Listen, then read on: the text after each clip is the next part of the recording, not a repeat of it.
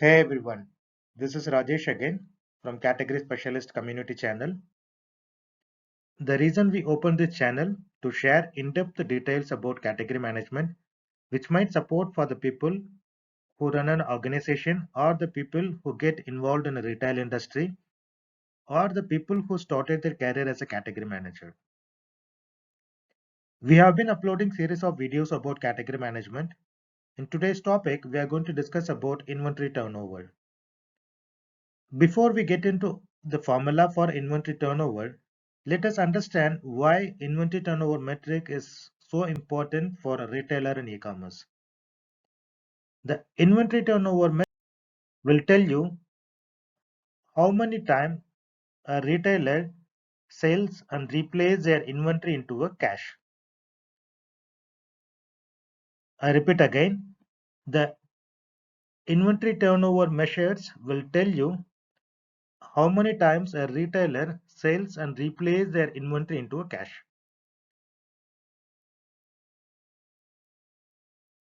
Imagine we have a retailer A and retailer B. The retailer A, the inventory turnover ratio is 3, and in retailer B, the inventory turnover ratio is 2. What does it mean? It means the retailer A turned their inventory into a cash 3 times in a year. Retailer B turns their inventory into a cash 2 times in a year. Let's look at this with a simple example.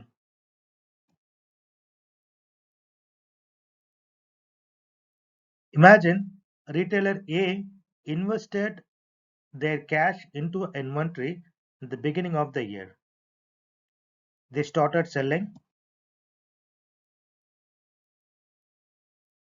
they keep selling,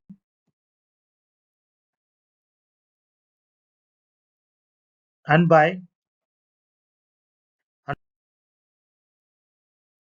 April, and by end of April, they sold out their complete inventory into a cash. And then again, they invested their cash to the inventory by May.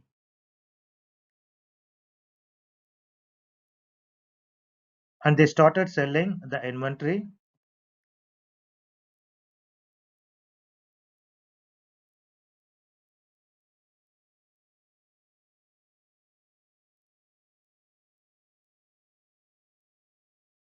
And again, by August, they sold out the complete inventory, and then they turned their inventory into a cash, and then they took their profit, and then they again invested on the inventory to cover the fourth quarter of the year.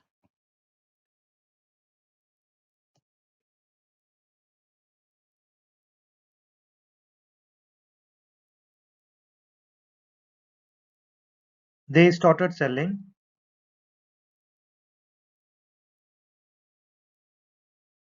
they keep selling,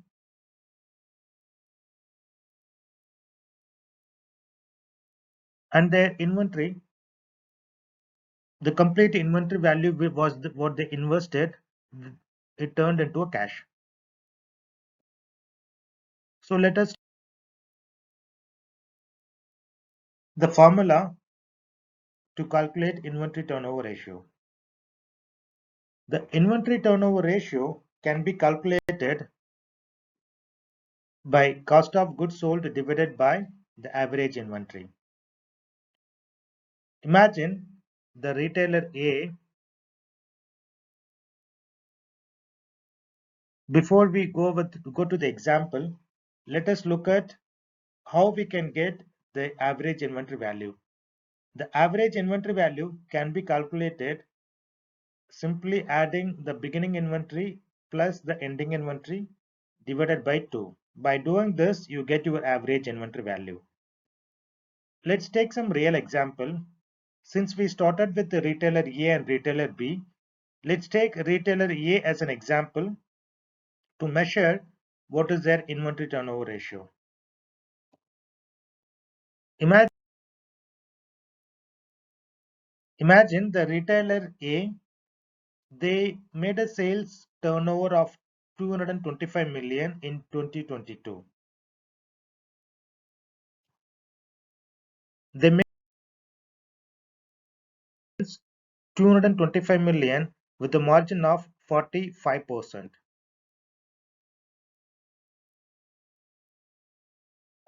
If their margin is 45% and then their sales turnover is 225 million, then their cost would be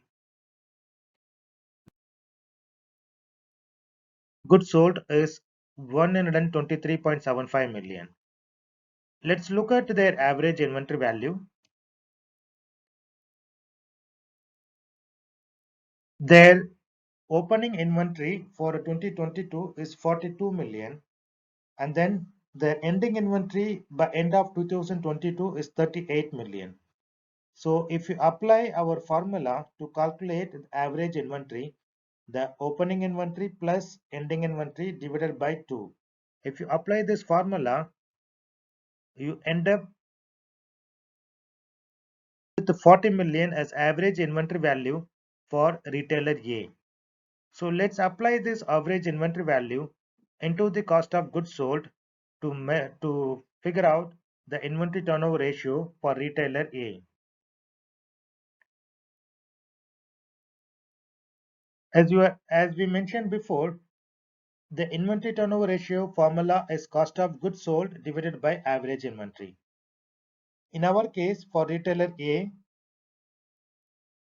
the cost of goods sold is 123.75 million and then the average inventory value is 40 million.